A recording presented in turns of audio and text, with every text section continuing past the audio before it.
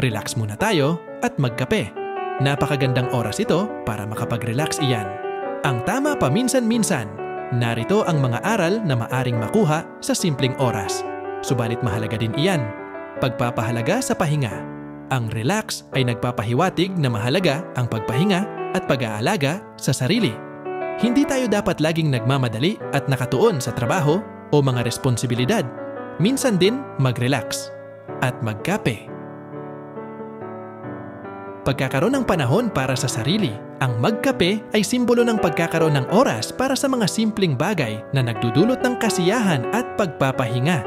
Pag-aalaga ng kalusugan, ang kape ay maaaring isang simbolo ng pag-aalaga sa ating pisikal na kalusugan, kahit sa simpleng paraan. Sa kabuuan, ang relax muna tayo at magkape ay nagpapaalala sa atin na mahalaga ang pagpahinga at pag-aalaga sa sarili. Dapat tayong maglaan ng panahon para sa mga simpleng bagay na nagdudulot ng kasiyahan. Ang pakikipag-ugnayan sa mga kasama natin sa paglilingkod at negosyo sa buhay ay mahalaga. Purihin ang Diyos. Amen. God bless.